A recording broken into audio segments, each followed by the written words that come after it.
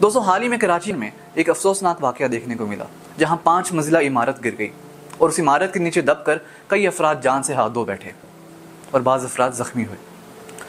यहाँ ये सवाल किया जा रहा है कि आखिर गलती किसकी है? क्या गलती हुकूमत की है, जिन्होंने लोगों को समझाया नहीं, उनको आगाह नहीं किया ख़तरे से और इवैक्यूएट नहीं किया, या फिर गलती लोगों की है जिन्होंने हुकूमत की बात पर कान नहीं धरे और इल्लीगल जगह पर मुकीम रहे?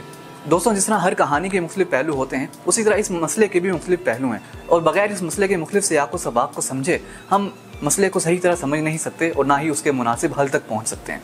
हुकूमत का ये मानना है कि गलती हमारी नहीं, बल्कि हमने तो अपनी ज़िम्मेदारी को सरअंजाम दिया सही तरीके से। हमने लोगों को समझाया, उनको बार बार ख़तरे से आगाह किया और उनको तंबीह की कि आप जगह को खाली कर दें, नहीं तो आपकी जानें ख़तरे में हैं और आप इस जगह पर महफूज नहीं हैं। और लोगों ने उनकी बात को अहमियत नहीं दी और वहाँ पर मुकीम रहे। लेकिन इस कहानी का एक और पहलू भी है और वो ये है कि क्या हुकूमत की ज़िम्मेदारी सिर्फ जगह खाली कराने की है और लोगों को तंबीह करने की है, या फिर हुकूमत की ज़िम्मेदारी एडिक्वेट और अफोर्डेबल हाउसिंग मुहैया करने की भी है? दोस्तों, international covenant on human economic and social rights का आर्टिकल 11 हमें ये बताता है कि हुकूमत की ये जिम्मेदारी है कि वो जगह को इवैक्यूएट करे, लोगों से खाली करे, लेकिन उससे पहले हुकूमत की ये बुनियादी जिम्मेदारी है कि वो लोगों को बेहतरीन जगह फराहम करे जहाँ पर वो रिलोकेट हो पाएँ। इससे पहले कि हुकूमत लोगों से जगह को खाली करवाए, उससे ज़्यादा ये ज़रूरी है कि हुकूमत के पास क्या रिलोकेशन का प्लान मौजूद है। अगर इस सूरत हाल को मद्देनज़र रखा जाए, अगर कराची की सूरत हाल को अगर हम देखें, तो हुकूमत के पास रिलोकेशन का बेहतरीन और मुनासिब प्लान मौजूद नहीं था, बल्कि लोग तो मजबूर ही हुए इसलिए हुए थे क्योंकि हुकूमत के पास कोई जगह ही नहीं थी कि वो लोगों को फराहम करते और लोग इल्लीगल जगह पर रहने के लिए मजबूर ना होते। दोस्तों, अब ज़रा समझते हैं कि लोग क्यों मजबूर हुए उन जगहों पर रहने के लिए जहाँ जो जगह उनके लिए पुरखतर थी, उनके लिए महफूज नहीं थी। दोस्तों, ये जो लोग होते हैं जो कच्ची बस्तियों में, कच्ची आबादियों में रहते हैं, ये यहाँ रहने के लिए इसलिए मजबूर होते हैं क्योंकि ये वो लोग होते हैं जो छोटी मोटी मजदूरियाँ करते हैं, छोटी मुलाजमतें करते हैं, इंडस्ट्रीज़ में काम करते हैं, फैक्ट्रीज़ में काम करते हैं या छोटी मोटी दुकानों में काम करते हैं। तो ये लोग जिन जगहों पर काम करते हैं, इनकी कोशिश होती है कि उसके आसपास जो जगह हों वहीं पर वो रिहाइश इख्तियार कर लें, ताकि उनके लिए आने जाने का खर्चा, एक्सपेंस उठाना मुश्किल ना हो। क्योंकि इन लोगों की तनख्वाहें इतनी कम होती हैं कि अगर ये लोग अपनी काम करने वाली जगहों के करीब रिहाइश ना इख्तियार करें तो इनकी जितनी भी तनख्वाहें हैं वो आने जाने के एक्सपेंस में ही ख़त्म हो जाएंगी।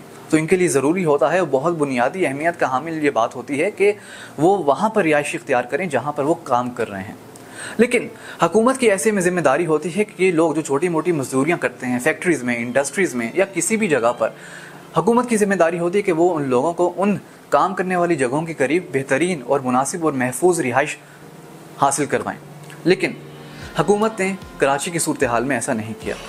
इसीलिए लोग मजबूर हो गए कि वो जहाँ पर काम करते हैं उन जगहों के करीब ही कोई जगह इख्तियार कर लें, चाहे वो इल्लीगल और पुरखतर ही क्यों ना हो। अब सवाल ये बनता है कि हुकूमत ने क्यों आम लोगों को बेहतरीन और मुनासिब जगह फराहम नहीं की। सुरजानी टाउन के नाम से एक इलाका मशहूर है कराची में, जो कि हुकूमत की ही एक काविश है ताकि लोगों को बेहतरीन और अफोर्डेबल हाउसिंग मुहैया की जा सके। लेकिन वो हाउसिंग जो अफोर्डेबल हुकूमत की जानिब से कही जाती है, इतनी भी अफोर्डेबल नहीं है और लोग वहाँ पर रिहाइश इख्तियार नहीं कर सकते क्योंकि उनके लिए वो जगह अफोर्ड करना बहुत मुश्किल है। वो जगह लोगों की तनख्वाहों के हिसाब से बहुत महंगी हैं। बात यह है कि हुकूमत के लिए मुश्किल नहीं है लोगों को लैंड मुहैया करना, लैंड फराहम करना। जो लैंड यूजेज है या जो रिसोर्सेज हैं वो लोकल हुकूमत के ही इख्तियार में होती हैं। तो हुकूमत के इख्तियार में है कि वो लोगों को मुनासिब जगह फराहम कर सकें ताकि लोग इल्लीगल और पुरखतर जगहों पर रहने के लिए मजबूर ना हों। लेकिन क्यों हुकूमत इन लोगों को वो जगह फराहम नहीं करती और लोग ऐसी जगहों पर रहने के लिए मजबूर होते हैं? बात यह है कि हमारे यहाँ कई ताकतवर तबकात पाए जाते हैं, मैं उनका नाम ना भी लूँ तो आप लोग जानते हैं वो कौन है।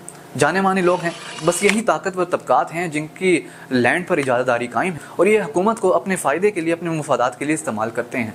यही वो लोग हैं जिन्होंने ज़मीनों को अपने इख्तियार में रखा हुआ है। अब बात यह है कि आम बंदे को, छोटी मोटी मुलाजमतें करने वाले शख्स को अगर अपनी इंडस्ट्री, अपने फैक्ट्री या कोई भी ऐसी जगह जहाँ वो काम करता है उसके करीब कोई जगह चाहिए, कोई रिहाइश चाहिए, तो वो कहाँ से हासिल करेगा? जो जितनी भी लैंड यूजेज है, जितने भी रिसोर्सेज हैं, वो सारे तो आम लोगों के लिए इस्तेमाल नहीं किए जाते। वो हुकूमत के इख्तियार में है कि हुकूमत वो आम लोगों को मुहैया करे। लेकिन हुकूमत किसको मुहैया कर रही है, ये एक सवाल है जिस पर आपको और मुझे सोचने की ज़रूरत है।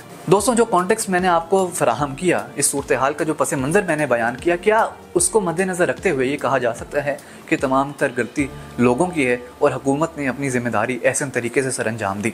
हुकूमत का फ़र्ज़ बनता था कि वो लोगों को मुनासिब जगह फ़राहम करे, जहाँ वो काम करते हैं उस जगह के करीब बेहतरीन जगह फ़राहम करे, लेकिन हुकूमत ने ऐसा नहीं किया और यही वजह है कि लोग मजबूर हुए उन इल्लीगल जगहों पर रिहाइश इख्तियार करने में।